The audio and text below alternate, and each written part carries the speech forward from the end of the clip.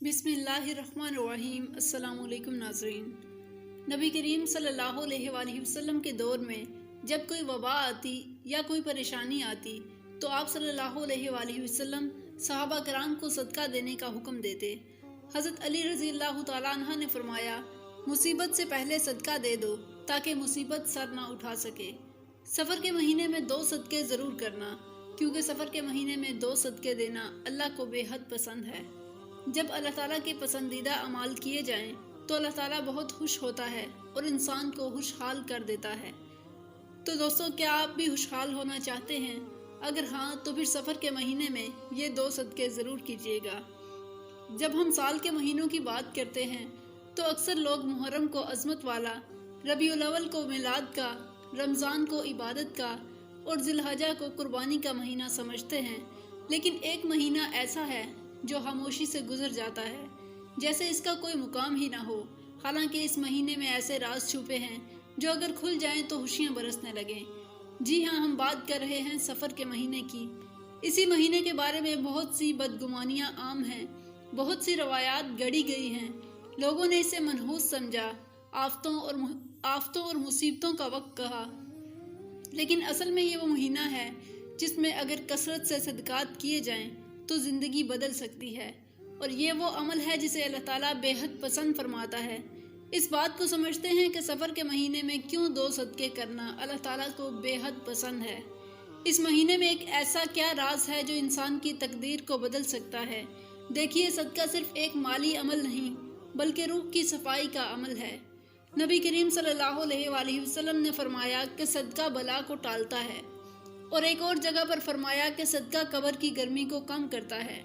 آپ تصور کیجئے کہ جب عام دنوں میں صدقے کی اتنی فضیلت ہے تو پھر اگر صدقہ ایک ایسے مہینے میں کیا جائے جسے لوگ مصیبتوں کا مہینہ سمجھتے ہیں تو اس کی کتنی زیادہ تاثیر ہوگی۔ سفر کا مہینہ ویسے تو قمری سال کا دوسرا مہینہ ہے، مگر تاریخ کے مطالعے سے پتہ چلتا ہے کہ اسی مہینے میں انبیاء کرام علیہ السلام پر بہت سی آزمائشیں آئیں، کئی جنگیں ہوئیں اور کئی قوموں پر عذاب آئے۔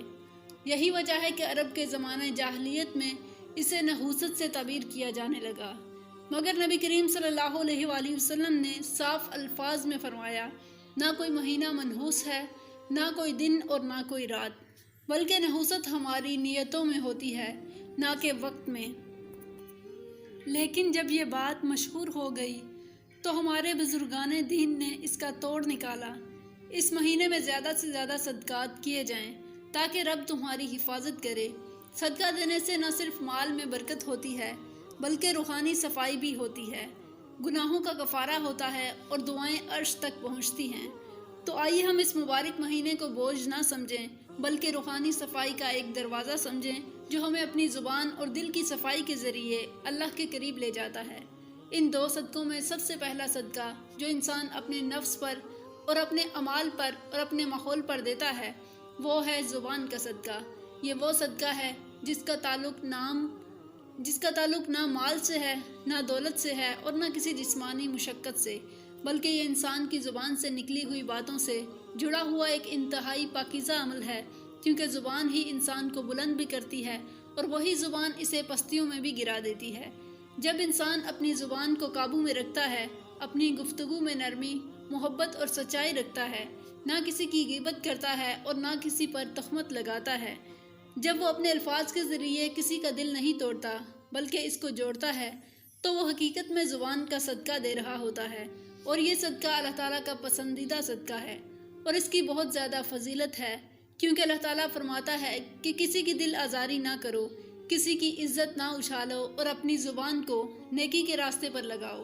اور جب ماہ سفر جیسا مہینہ آئے جسے عام طور پر آزمائشوں کا مہینہ سمجھا جاتا ہے تو اس مہینے میں زبان کا صدقہ ایک روحانی ڈال بن جاتا ہے۔ زبان کا صدقہ صرف چپ رہنا نہیں ہے بلکہ بامقصد اور پاکیزہ گفتگو ہے۔ کسی غمزدہ کو تسلی دینا، کسی ناراض دل کو منانا، کسی بھٹکے ہوئے انسان کو سیدھی راہ دکھانا یا کسی خاموش دل کے لیے دعا بن جانا، یہ سب زبان کا صدقہ ہے۔ زبان کے بعد اگر کسی چیز کا اثر انسان کی زندگی پر زیادہ پڑتا ہے تو وہ اس کا دل ہے۔ یہی دل انسان کی نیت کا مرکز ہے، محبت اور نفرت کا مرکز ہے، اور اللہ تعالیٰ کے قرب یا دوری کا ذریعہ بھی انسان کا دل ہے، اور یہی دل اگر پاک ہو تو انسان کی ساری عبادات بھی پاک ہوتی ہیں، اس کا تعلق اللہ سے جڑ جاتا ہے اور اس کا سینہ اللہ کے نور سے بڑھ جاتا ہے۔ لیکن اگر دل میں بغض، کینہ، حسد اور نفرت ہو تو وہی دل بیمار ہو جاتا ہے اور اس دل سے اللہ کی رحمتیں ہٹ جاتی ہیں۔ جب ہم دل کے صدقے کی بات کرتے ہیں تو اس سے مراد یہ ہے کہ ہم اپنے دل کو ہر قسم کے حسد، نفرت، کینہ اور بغض سے پاک کر لیں۔ یہ صدقہ مال سے نہیں، خلوص سے دیا جاتا ہے۔ ایک حدیث میں آتا ہے کہ نبی کریم صلی اللہ علیہ وآلہ وسلم کے سامنے ایک صحابی کو جنت کی بشارت دی گئی تو صحابہ کرام حیران ہوئے کہ اس نے ایسا کون سا عمل کیا، تو پتہ چلا کہ وہ صحابی کسی سے بغض نہیں رکھتا تھا، کسی سے حسد نہیں کرتا اور سونے سے پہلے ہر اس انسان کو معاف کر دیتا جس نے اس کے ساتھ برا کیا ہو۔ یہ ہے دل کا صدقہ۔ دل کا صدقہ دینے سے مطلب یہ ہے کہ آپ کسی کے لیے برائی نہ سوچیں، کسی کی کامیابی پر حسد نہ کریں، کسی کے خلاف بغض نہ رکھیں، اور اگر کوئی آپ سے ناراض ہے تو اس کو منانے کی کوشش کریں۔ امام غزالی رحمۃ اللہ علیہ فرماتے ہیں کہ انسان کا دل ایک آئینہ ہے، اگر وہ صاف ہو تو اللہ کی تجلیات اس پر ظاہر ہو جاتی ہیں، اور اگر وہ دل حسد، بغض اور کینہ سے بھرا ہوا ہو تو وہ آئینہ دھندلا ہو جاتا ہے اور اللہ کا نور اس پر ظاہر نہیں ہوتا۔ تو ناظرین، یہ صرف ایک نصیحت ہی نہیں بلکہ ایک روحانی راز ہے جو ہماری زندگیوں کو بدل سکتا ہے۔ زبان اور دل کا صدقہ اللہ تعالیٰ کو اتنا پسند ہے کہ اللہ تعالیٰ اس بندے کی تقدیر بدل دیتا ہے۔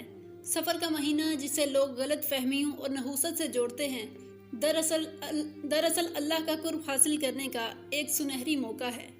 اسی مہینے میں اگر ہم زبان اور دل کے صدقے ادا کریں تو ہمارا ظاہر بھی نکھر جاتا ہے اور باطن بھی روشن ہو جاتا ہے۔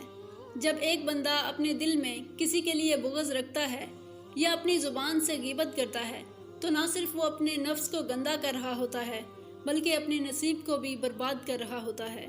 جبکہ اگر وہی شخص اپنے دل کو صاف کر لے اور زبان سے خیر پھیلانا شروع کر دے تو یہ دو صدقات اللہ تعالیٰ کو اتنے پسند آتے ہیں کہ وہ اس بندے کے لیے اپنے رزق کے دروازے کھول دیتا ہے، اس کے غموں کو خوشیوں میں بدل دیتا ہے اور اس کی دعائیں عرش الہی تک پہنچ جاتی ہیں۔ یہی وہ حکمت ہے جو ہمیں سمجھنی ہے کہ سفر میں دنیا سے زیادہ ہمیں اپنے باطن کو سنوارنے پر توجہ دینی ہے، اور یہی وہ نیت ہے جو اللہ تعالیٰ کی خوشنودی کا ذریعہ بنے گی انشاءاللہ۔ تو ناظرین، آج سے ہی اپنی زندگی کو ان دو صدقوں سے شروع کریں، زبان کی صفائی اور دل کی صفائی، تاکہ ہماری دعائیں عرش الہی تک پہنچیں اور ہماری عبادات اللہ تعالیٰ کے ہاں مقبول ہوں۔ اللہ پاک ہم سب کو نیک عمال کرنے کی توفیق عطا فرمائے، آمین۔ دوستو، امید ہے کہ یہ ویڈیو آپ کو انفارمیٹیو لگی ہوگی۔